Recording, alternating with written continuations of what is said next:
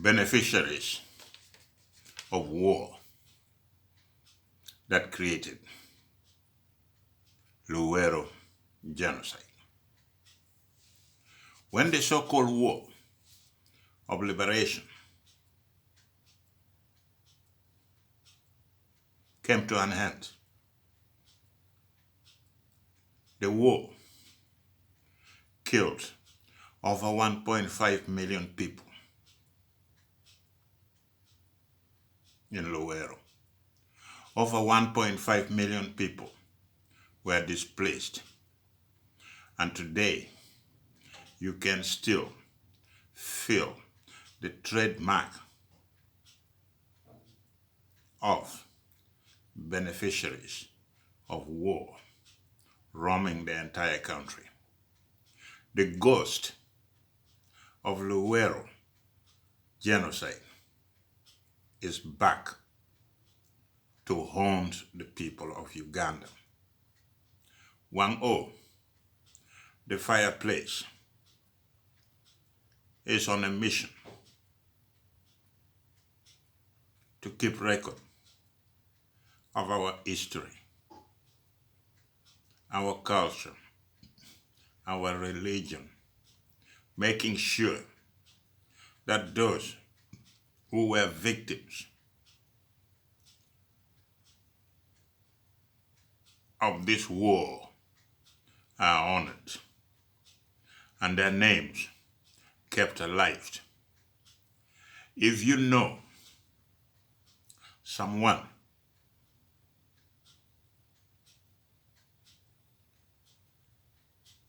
who lost their life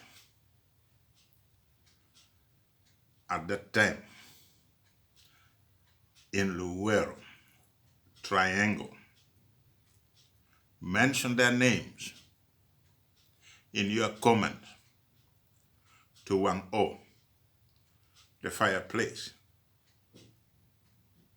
and we will keep on reminding Ugandans and the next generation about what did happen in Luwero, in eastern Uganda, in northern Uganda. The truth must be told. Please, don't forget to subscribe. Hit the like button so that you don't miss your source of information on Uganda. Let me be clear and let's get started. NRM fought a guerrilla war against a government they once called a dictatorial government. A government that stole the 1980 election, even though we all know that the election was not stolen. The president now was the Minister of Defense then. And I keep wondering why he didn't overthrow the government then. He was the Minister of Defense. Instead, he opted to go and fight in Luwero. They declared war because they knew that the Uganda population is going to rally behind them. They picked Luwero, where they believe that Obote was hated and loved. In that war that took place in Luwero, innocent civilians died. not only from Luwero, from all over Uganda. I can remember a bus full of women, children, men were blown up on Kampala Gulu Road several times, and a lot of people died. I still remember bank robbery in Jinja, breaking into prison and releasing criminals to go and fight for the same government. And today, as I'm growing older, I realize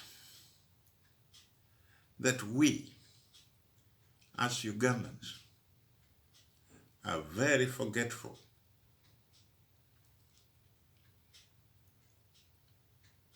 We have forgotten what happened when we got independence. We have forgotten what happened when Amin came to power. We have forgotten what happened in Luwero Triangle,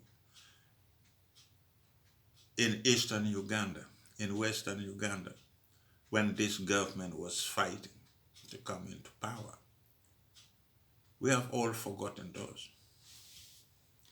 We have forgotten our history. We have forgotten our culture. We have forgotten our religion.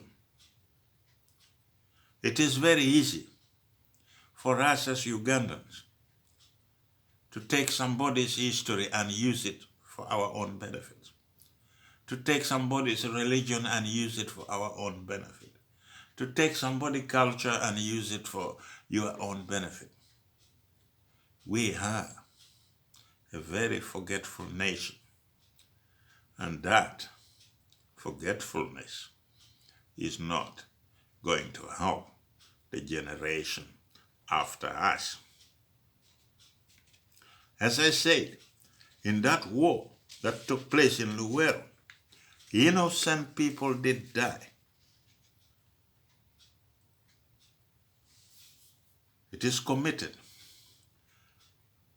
Criminal activities has taken place in Luwero, which is committed by both sides of the coin, the government troops and then the liberation movement.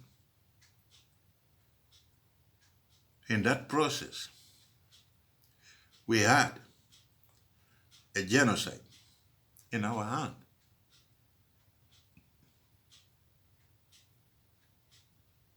Whenever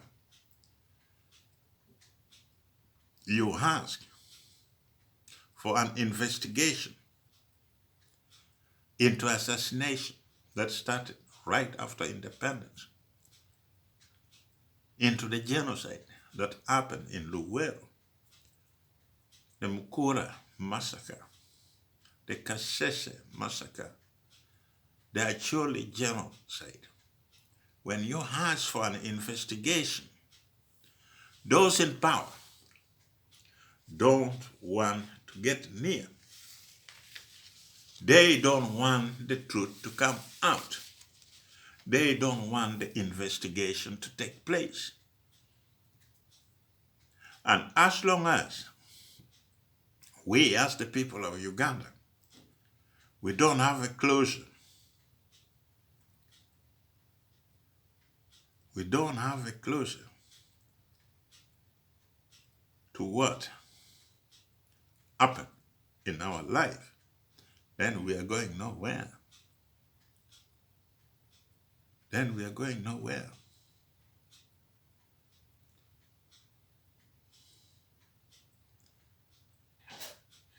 We all know several people were killed because they were UPC supporters in Luwero. Those who supported Obote's regime. We also know that the National Resistance Movement came into power in 1986. We also know that they did a lot of bad things in Luwero Triangle. They blew up buses, as I said before.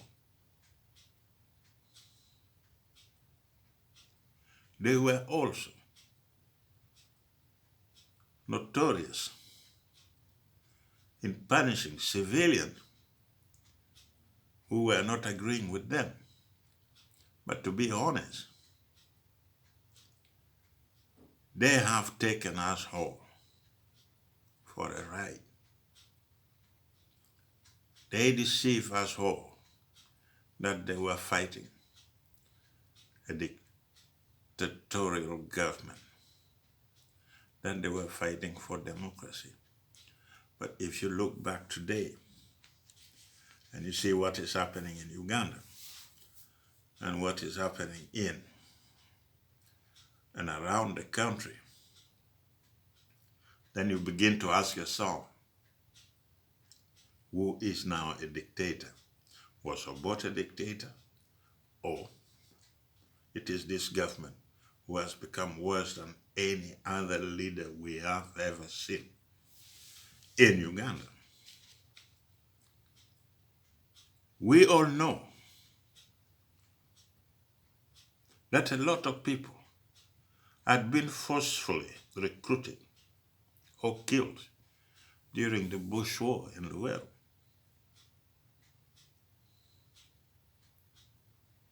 We know that a lot of people lost their life in Kiboga district,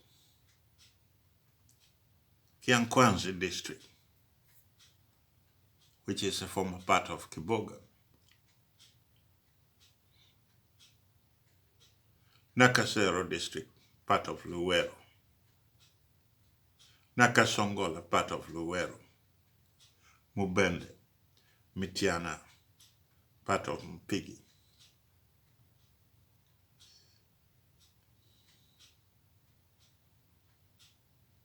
We know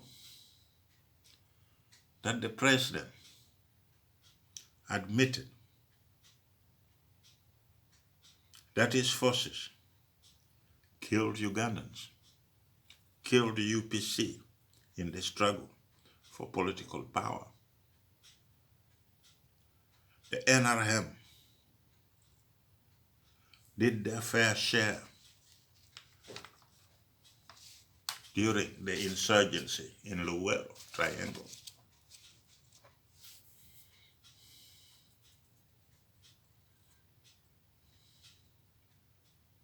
If you admit that you have committed murder, why don't you allow independent commission of inquiry to follow up so that we can know exactly how many people we lost, so that we can honor them, so that we can keep their names alive, so that we can tell their family that they didn't die for nothing, that their blood cleaned up Uganda. But to be honest, their blood did not clean up Uganda. Their blood is asking for more blood, as we see it today. Targeting of youth, torture, murder, confiscation of properties, and extrajudicial killings of chiefs, civil servants, UPC leaders, members in Luwero. We saw that before. And the same system, the same style of murder, torture, killing, is continuing. We know every time you bring up the Luwero genocide, the actually genocide, the Mukura massacre, the 𝙁𝙊𝙇, the 𝐁𝐞𝐧𝐶 massacre, they begins to threaten you as a person because they know what they did and they don't want the truth to come out. But let's be honest with one another. If the president in 1995 admitted that one of their officers, 𝐁𝐞𝐧𝐶, executed 8 prisoners of war in 1983, then I begin to ask myself, do I have to believe that they have only executed 8 prisoners of war? I don't think so. Why don't you allow an independent commission of inquiry to find out what really happened in 1983? Because if we don't, the ghost of Luwero genocide is going to be back again and again and again until we can no longer run away from it. And without a proper investigation, without acceptance that we committed crime, not only blaming one side, we can never achieve any unity.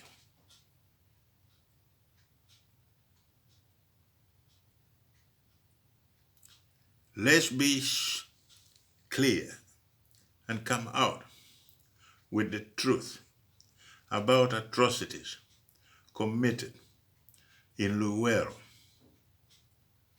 in eastern and northern Uganda, if we want national unity. We may decide to hide the truth, as most of us want. But without a proper closure to the mess we created,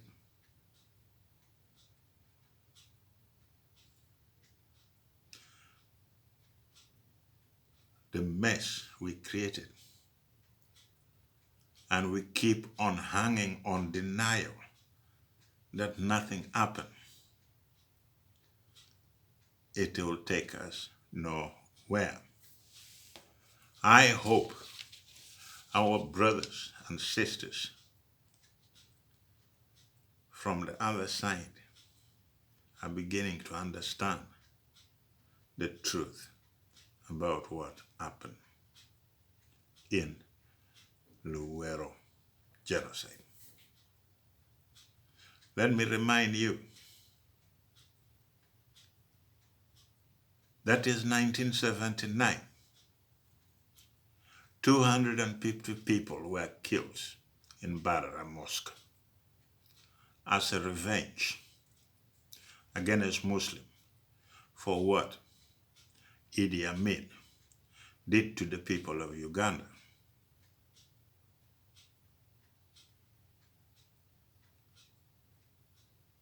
And from NASA was involved, using Field Commander 𝐁𝐴𝐴 to perform their dirty job.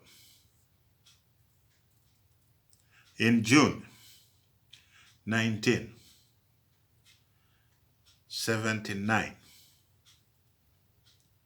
the defense minister in Uganda National Liberation Front government ordered soldiers to shoot demonstrators with live bullets, and 1,000 people were killed, and 1,000 more were wounded before they declared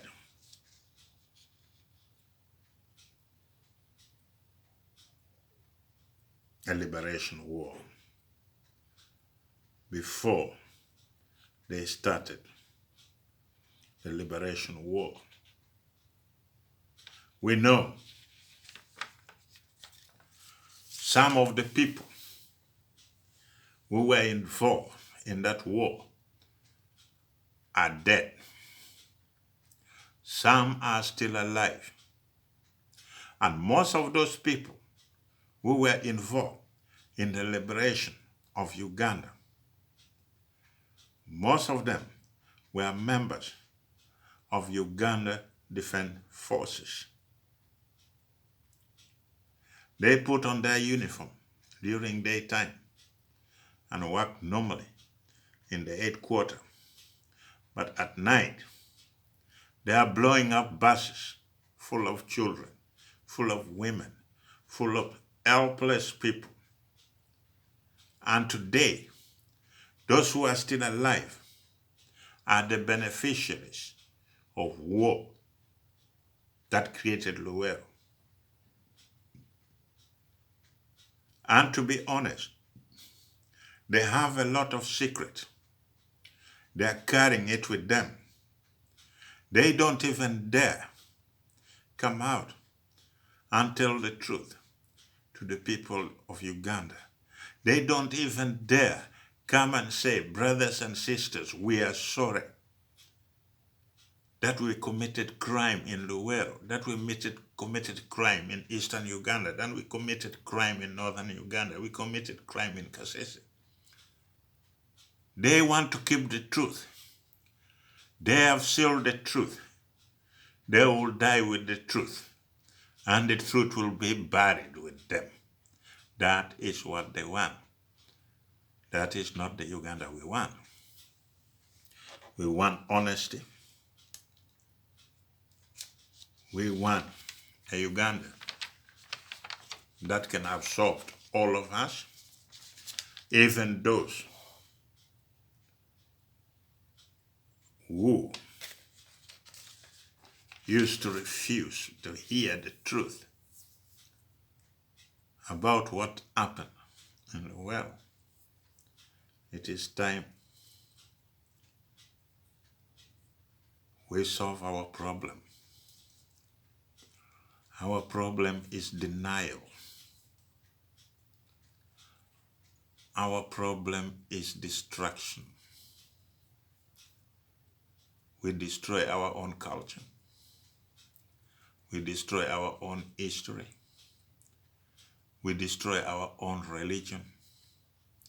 But we love the history, the culture, and the religion of someone else.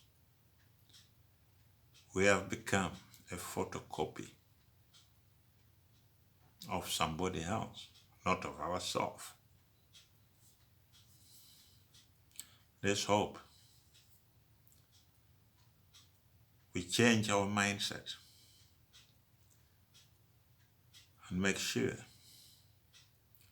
that the generation after us understand what happened in Uganda since independence, and we make it a better place for all of us,